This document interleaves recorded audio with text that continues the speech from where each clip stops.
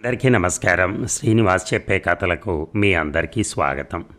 ఇప్పుడు మనం వినబోయే కథ తలుపు. రచన సలీం గారు. మరి కథలోకి వెళ్దామా? నీకేం బాబాయ్, కొడుకు అమెరికాలో సెటిల్ అయ్యాడు, కూతురు అల్లుడు కెనడాలో ఉన్నారు. ఇంతకన్నా అదృష్టం ఏముంటుంది చెప్పు? ఏ తండ్రి అయినా ఇంకేం కోరుకుంటాడు?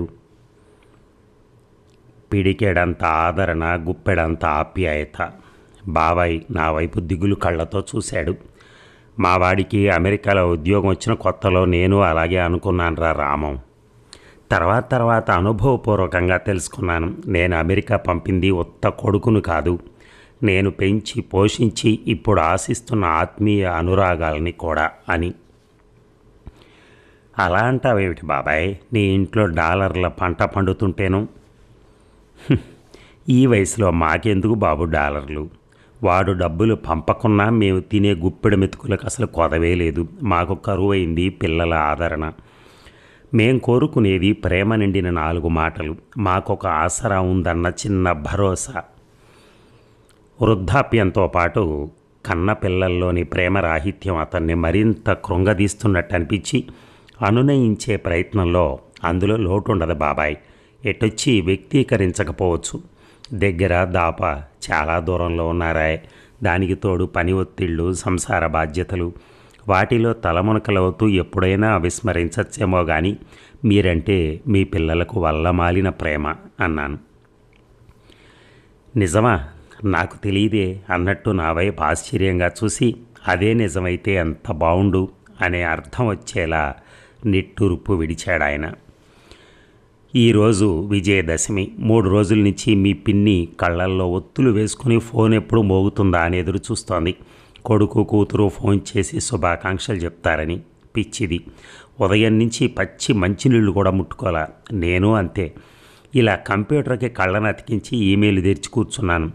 నా పిల్లల హృదయాలు పదాలుగా మారి జలజల రాలి పడతాయి అన్న ఆశ. శుభాకాంక్షలు చెప్పటం ఇంత అవసరం అంటావేమో? చాలా అవసరం బాబు. మేము ఇంకా బతికే ఉన్నామని మా పిల్లలకి గుర్తుంది అనటానికి అదొక నిదర్శనం. మాట మారుద్దామని ఉదయం నుంచి ముసురు పట్టుకుంది బాబాయ్.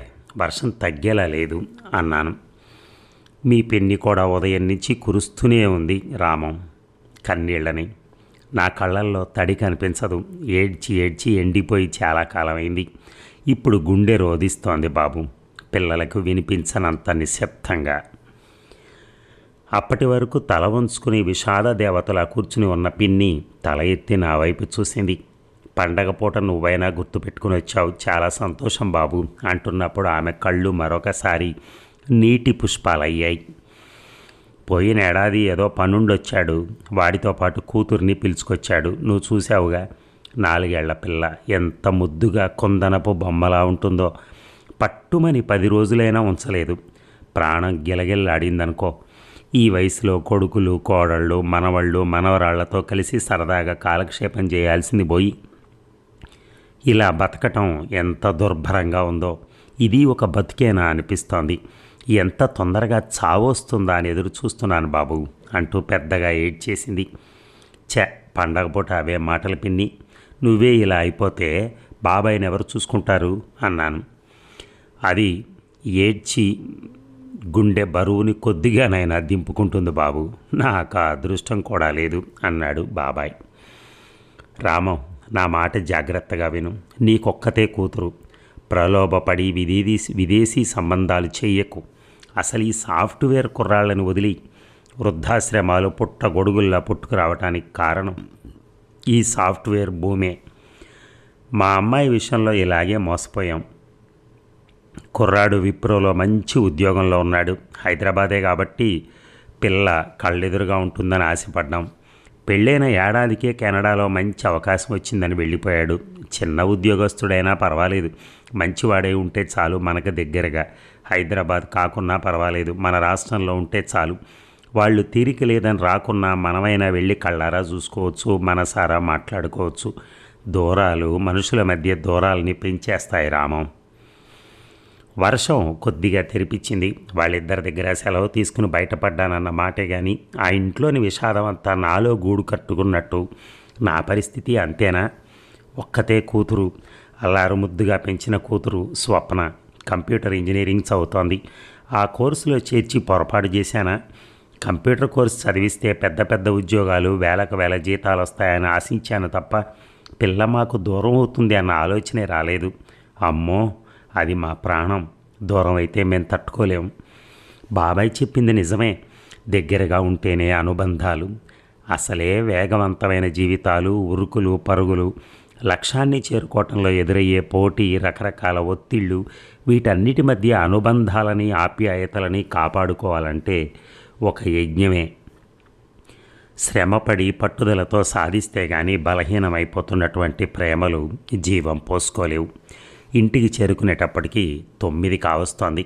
గబగబా మొహం, కాళ్ళు, చేతులు కడుక్కొని సరిగ్గా 9 కల్లా డైనింగ్ టేబుల్ దగ్గర కూర్చున్నాను.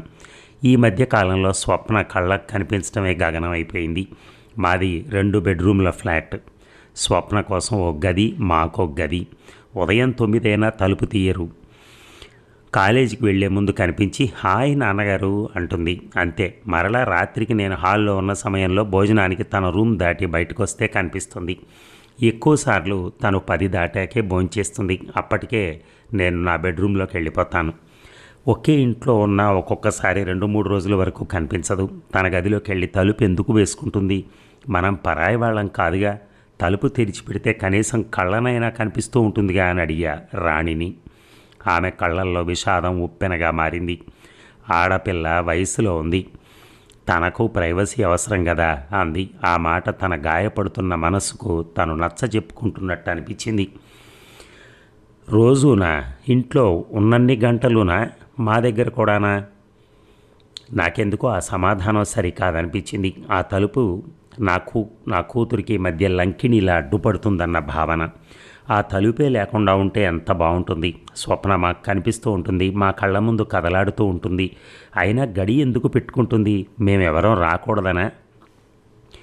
ఉదయం సరే, ఎవరి హడావిళ్ళో వాళ్ళు ఉంటారు. కనీసం రాత్రి భోజనాలైనా అందరూ కలిసి కబుర్లు చెప్పుకుంటూ చేయొచ్చుగా.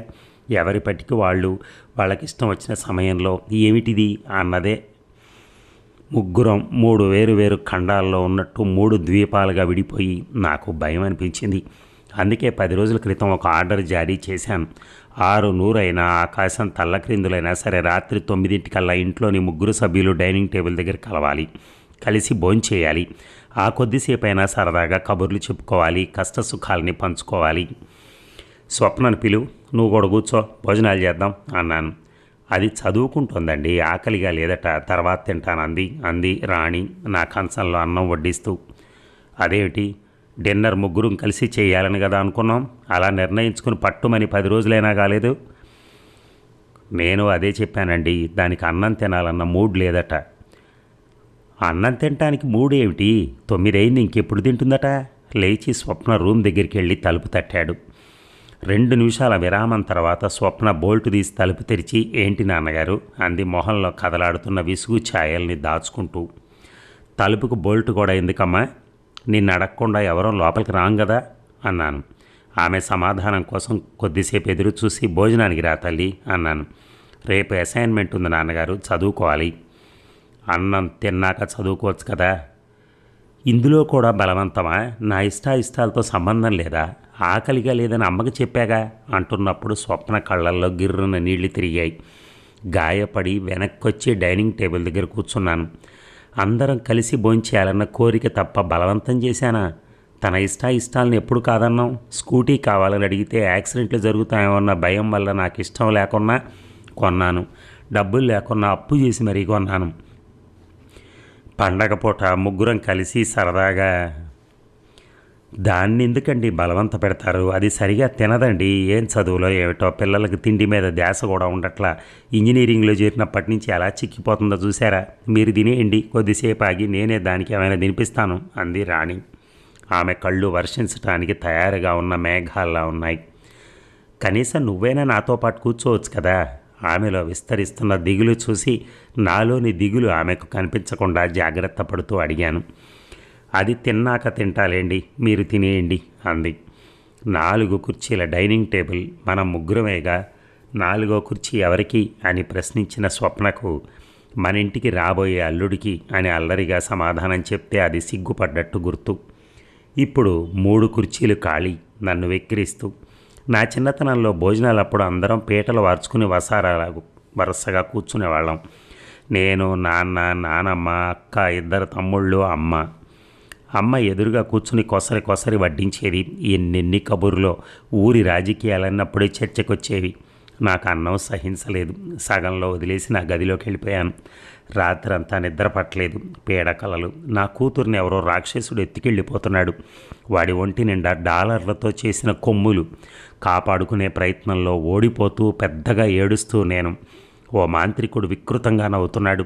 వాడి మెడ చుట్టూ కంప్యూటర్లతో చేసిన హారాలు వేలాడుతున్నాయి. మంత్రదండం 3 సార్లు తిప్పాడు. నేను, రాణి, స్వప్న 3 వలయాలుగా విడిపోయి ఒకరి నుంచి ఒకరం దూరంగా వెళ్ళిపోతున్నాం. మా చుట్టూ లోహపు గోడలు లేస్తున్నాయి. ఎత్తుగా ఆకాశంలోకి చొచ్చుకుపోతూ నేను పెద్దగా అరుస్తూ లేచి కూర్చున్నాను. ఒళ్ళంతా చెమటతో తడిచిపోయింది. ఇక ఉదయం లేచినప్పటి నుంచి యాంత్రికంగా పనులు చేసుకుంటున్నానన్న మాటే కానీ దృష్టి అంతా స్వప్న గది తలుపు వైపే ఉంది. ఆఫీస్కి వెళ్ళే లోపల ఒక్కసారైనా చూడకపోతే మనసంతా అలజడిగా ఉంటుంది. టిఫిన్ తినడానికి బయటకు వస్తుందని ఆశ. ఉదయం నేనే టిఫిన్ తీసుకెళ్ళి రూమ్లో ఇచ్చొచ్చాను. హోటళ్లలో ఉంటుంది చూసారా రూమ్ సర్వీసు అంది రాణి నవ్వటానికి వృధాగా ప్రయాసపడుతూ. నిన్ననేగా చెప్పాను బోల్ట్ వేసుకోవద్దని. తలుపు తీసి ఒకసారి పలకరిద్దామని తలుపు నెట్టి చూశాను. బోల్టు వేసింది. తలుపును బద్దలు కొట్టాలన్నంత కోపం. తమాయించుకున్నా. నేను తయారై సోఫాలో కూర్చున్నాను. ఇంకెంత, మరో 10-15 నిమిషాల్లో స్వప్న బయటకు వస్తుంది. నన్ను చూసి హాయ్ అంటుంది. ఆ ఒక్క మాట, ఆ ఒక్క చూపు రోజంతా పనిచేసే శక్తినిస్తుంది. బతుకు మీద తీపిని పెంచుతుంది. తలుపు తెరుచుకుంటున్న చప్పుడుకి గుండె ఉద్వేగంతో నిండిపోయింది. స్వప్న వేగంగా కిచెన్లోకి వెళ్ళి వాళ్ళ అమ్మ కట్టించిన టిఫిన్ బాక్స్ తీసుకుని అంతే వేగంగా బయటికెళ్తూ నాన్నగారు బాయ్ అంది. నా వైపు సరిగా చూడను కూడా లేదు. క్షణం మెరుపు మెరిసినట్టుగా. మరలా రాత్రికే. అది ఖచ్చితంగా కనిపిస్తుందని చెప్పలేం. నా అదృష్టం అంతే. ఈరోజు మంచి రోజు, బండి మీద వెళ్ళు అంటోంది రాణి. నేను బయటికెళ్ళి జాగ్రత్త తల్లి, కాలేజీకి చేరుకున్నాక రింగ్ ఇవ్వు, లేకపోతే టెన్షన్ పడతాను అన్నాను. సరే అంటూనే సర్రన దూసుకెళ్ళిపోయింది. ఆఫీసులో పనిచేస్తున్నానన్న మాట కానీ మనసంతా స్వప్న దగ్గరే ఉంది. నా సెల్లోకి 10 సార్లు చూసుకున్నాను. మిస్డ్ కాల్స్ కానీ మెసేజెస్ కానీ ఏమైనా మిస్ అయ్యానా అని. ఆలస్యం అయ్యే కొద్దీ నాలో ఆందోళన. క్షేమంగా వెళ్ళుంటుందా? కాలేజీకి చేరగానే ఫోన్ చేయమన్నా కదా, ఎందుకు చేయలేదో. ఇంటికి ఫోన్ చేసి వాకప్ చేశాను. ఇంటికి కూడా ఫోన్ చేయలేదండి, నాకు కంగారుగానే ఉంది అంది రాణి. స్వప్న సెల్కి 2-3 సార్లు ఫోన్ చేశాను. స్విచ్ ఆఫ్ అని వస్తోంది. భయం అనిపించింది. మనసు పరిపరి విధాలా పోతోంది. చెడుగా ఆలోచించకూడదని సమాధానపరుచుకున్నాను. సాయంత్రం 5 దాటినప్పటి నుంచి 10 సార్లు ఇంటికి ఫోన్ చేసి ఉంటా వచ్చిందా అని అడగడానికి. 6:30కి రాణి ఫోన్ చేసింది. స్వప్న ఇంటికి చేరుకుందట. అమ్మయ్య అని ఊపిరి పీల్చుకున్నాను. కొన్ని గంటల్లో ఎంత హింస పడ్డానో, ఎంత క్షోభను అనుభవించానో. ఇంటికి చేరుకునేటప్పటికి 8 దాటింది. స్వప్న ఏది అని అడిగాను. భోంచేసి ఇప్పుడే తన గదిలోకి వెళ్ళిందండి. ఫోన్ ఎందుకు చేయలేదంట? మర్చిపోయిందట, మీకు సారీ చెప్పమంది అంటున్నప్పుడు రాణి కళ్ళల్లో అనంతమైన దిగులు. నేను వచ్చినట్టు తెలియకుండా ఉంటుందా? ఒక్క తలుపేగా అడ్డం. శబ్దాలు వినిపించవా? మా మాటలు వినపడనంత దీక్షగా చదువుతోందా? తనే బయటకొచ్చి సారీ చెప్పుంటే ఎంత బాగుండేది. ఇంత సమీపంగా ఉన్నాయి, ఎక్కడో 1000 మైళ్ళ దూరంలో ఉన్నట్టు దూరాలే మనుషుల్ని దూరం చేస్తాయా? మా మధ్య ఒక్క తలుపేగా. పల్చటి తలుపు చెక్కతో చేసింది అంతే. ఇనప తలుపేం కాదుగా. దూరం దగ్గర అనే వాటితో సంబంధం లేకుండా అనుబంధాలన్నీ బీటలు వారుతున్నాయా? అది నా ఇంట్లోనే ఉందా? ప్రతి తల్లిదండ్రుల పరిస్థితి ఇంతేనా? పెంపక లోపమా? ప్రపంచీకరణ పుణ్యమా? స్వప్నకు మేమంటే ప్రేమ లేదా? నిర్లక్ష్యమా? ఏం తక్కువ చేశామని? నేటి యువత నిండా ఈ ప్రేమ రాహిత్యం బలంగా వేళ్ళునుకుపోయిందా? బాబాయ్ ఇంట్లో అంగుళం పేరుకుపోయిన దిగులు నా ఇంట్లోనూ తిష్ట వేస్తోందా? నా కూతురికి నేను పరాయనైపోతానా? రాత్రంతా పిచ్చి పిచ్చి ఆలోచనలు. ఇక మరో 2 రోజులు పోతే దీపావళి. నాకు చాలా ఇష్టమైన పండగ. నా చిన్నతనంలో దీపావళి పండగకి 10 రోజుల ముందు నుంచే హడావిడి మొదలయ్యేది. వెన్న ముద్దలు తయారు చేయడం కోసం అవసరమైన గంధకం పొడి, సూర్యకారం కొనుక్కుని కాగితాన్ని గొట్టాలుగా చుట్టి అందులో మందును కూరేవాళ్ళం. పండగ రోజైతే మా ఇంటిల్లిపాది మతాబాల్లా వెలిగిపోతూ మొహాల నిండా గుత్తులు గుత్తులుగా వెలుతురు పూలు పూసినట్టు బాణాసంచా కాలుస్తుంటే మా నాయనమ్మ కూడా పాలు పంచుకునేది. ఛీ, ఏం పొగలో పాడు అని తిట్టుకుంటూనే కదిలేది కాదు. టపాసులు కాల్చకుండా రా శబ్దాలు భరించలేకుండా ఉన్నాను అనో, ఒరే నాయన చిచ్చుబుడ్డి పేలుతుందేమో దూరంగా జరగరా అంటూ ఉండేది.